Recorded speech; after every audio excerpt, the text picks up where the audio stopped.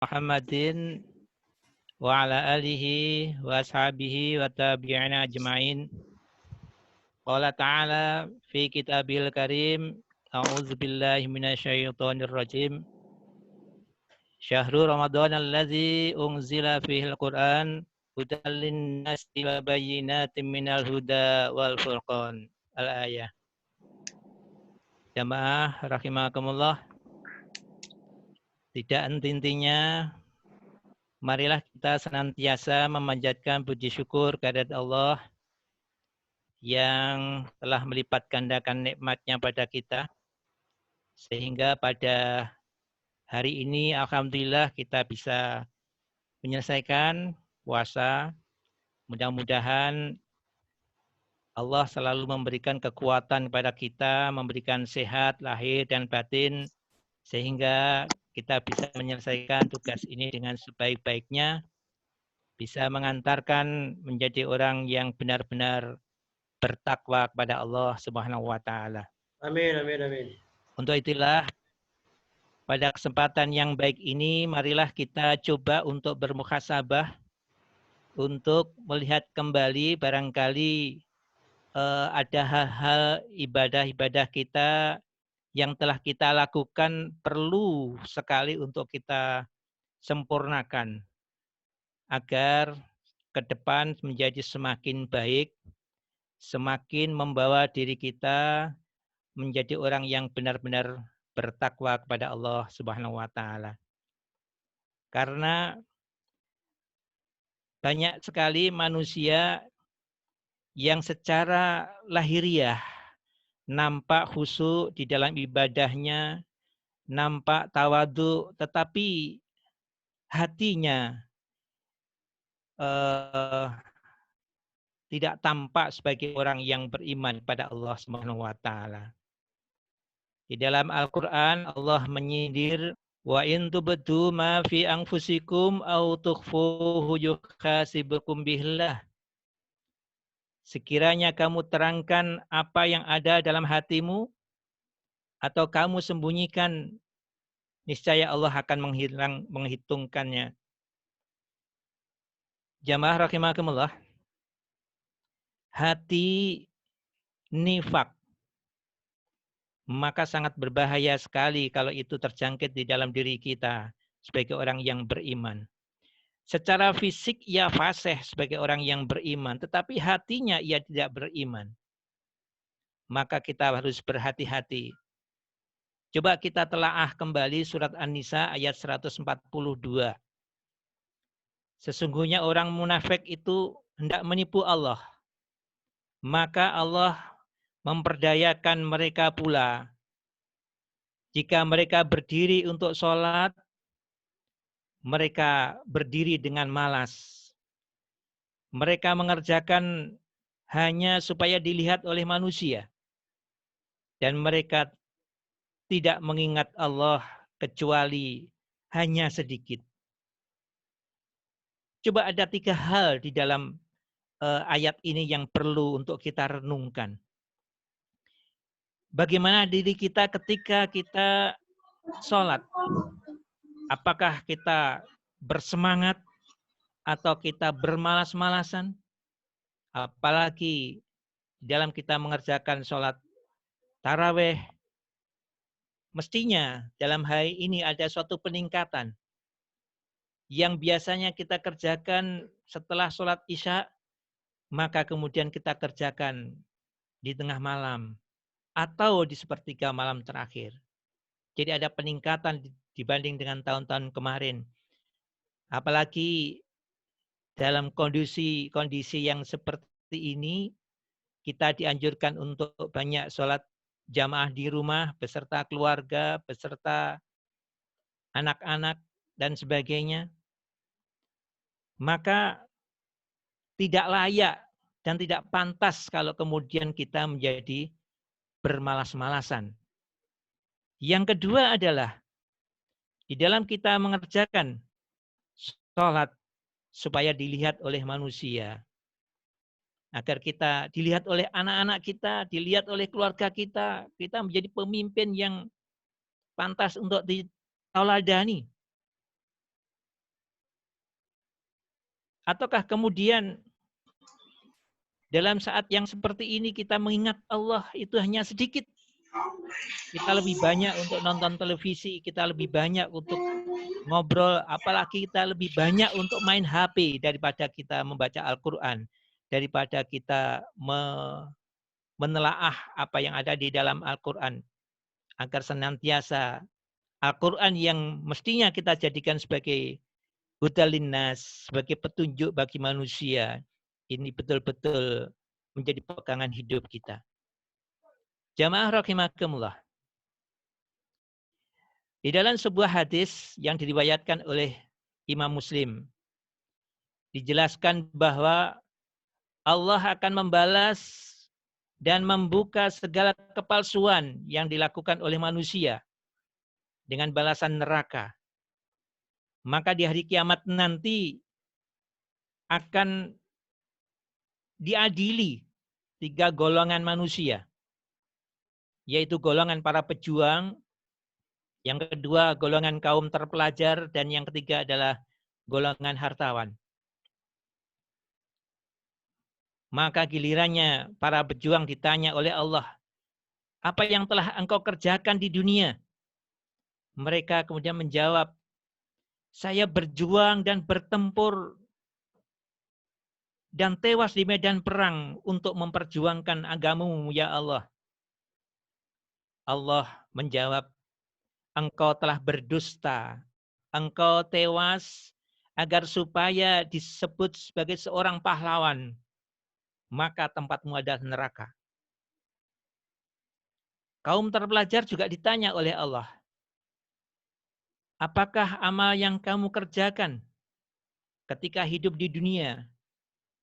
Mereka menjawab, saya menuntut ilmu, kemudian ilmu itu saya ajarkan pada orang lain, dan saya selalu membaca Al-Quran. Apalagi di bulan Ramadan saya menghatamkan Al-Quran.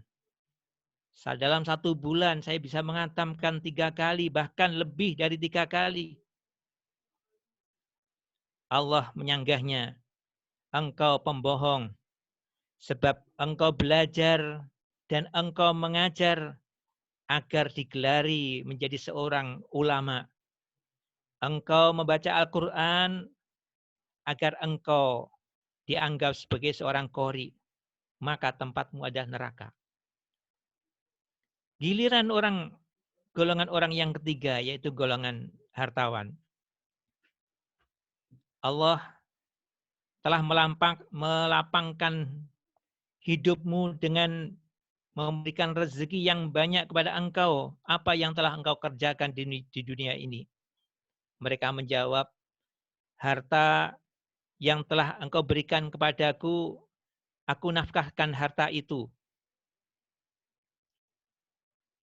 Engkau juga sebagai seorang pembohong, karena biar orang-orang mengatakan kamu adalah seorang dermawan. Jamaah rahimakumullah. Maka dari itu, marilah kita coba, barangkali ada penyakit-penyakit seperti ini ada di dalam diri kita. Maka marilah kita berusaha untuk membersihkan penyakit-penyakit itu. Imam Ghazali menjelaskan bahwa ada beberapa orang yang tertipu di dunia. Mereka mengira bahwa amalnya itu akan bernilai emas. Tetapi nyatanya amal perbuatannya itu tidak berharga sama sekali. Siapakah mereka itu? Yang pertama adalah ulama yang sibuk dengan ilmunya. Di samping mereka melalaikan tugas-tugas serta melakukan maksiat. Mereka terpukau, terpesona dengan ilmunya. Merasa ia mengalami puncak ilmu pengetahuannya, sehingga dengan ilmu yang tinggi ini maka Allah akan menyelamatkan. Yang kedua, Orang yang tertipu di dalam tilawatil Quran, ia bekerja keras di dalam membacanya. Barangkali menghatamkan Al-Quran sehari semalam. Lisannya lancar mengucapkannya. Tetapi hatinya tidak kemudian berusaha untuk mengamalkan apa yang dipelajarinya, mengamalkan apa yang ada di dalam Al-Quran itu. Yang ketiga, orang yang berusaha sekeras-kerasnya mendirikan masjid, mendirikan madrasah, mendirikan panti asuhan, dan sebagainya. Padahal mereka menginginkan bahwa orang-orang itu selalu mengingat bahwa dirinya lah yang berjasa, dirinya lah yang telah mendirikan masjid, mendirikan madrasah, dan sebagainya. Tertulis namanya itu di dalam prasasti-prasasti bangunannya. Yang keempat adalah mereka yang berlagak tasawuf. Mereka keliru tentang pakaiannya, ucapannya, gaya hidupnya. Mereka menyangka perbuatan itu akan menyelamatkan mereka. Tetapi justru mereka itu berpayah-payah, bersusah payah untuk memperbaiki dirinya karena ia selalu menggunakan makanan yang haram. Jamaah rahimakumullah. 4 orang inilah yang tertipu, yang meyakini bahwa perbuatan yang ia lakukan itu bisa menyelamatkan dirinya, tetapi malah justru menjerumuskan mereka itu ke dalam neraka jahanam.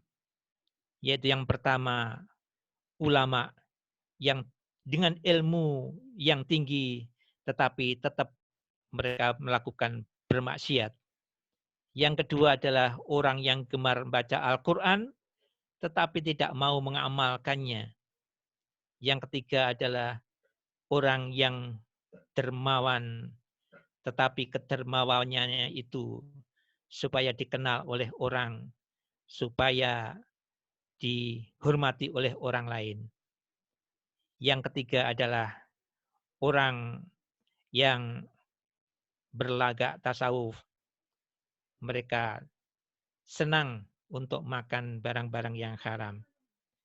Untuk itulah marilah jamaah rahimakumullah, kita jauhi perbuatan-perbuatan yang demikian agar senantiasa kita menjadi orang yang benar-benar muttaqin.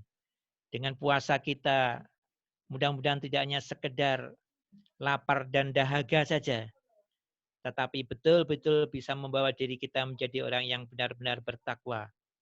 Salat yang kita tunaikan tidak membawa pada diri kita kecapean, tetapi bisa membawa pada diri kita sesuatu kebutuhan agar salat kita mengantarkan diri kita menjadi orang yang betul-betul sebagai sarana kita untuk mendekatkan diri pada Allah Subhanahu wa taala.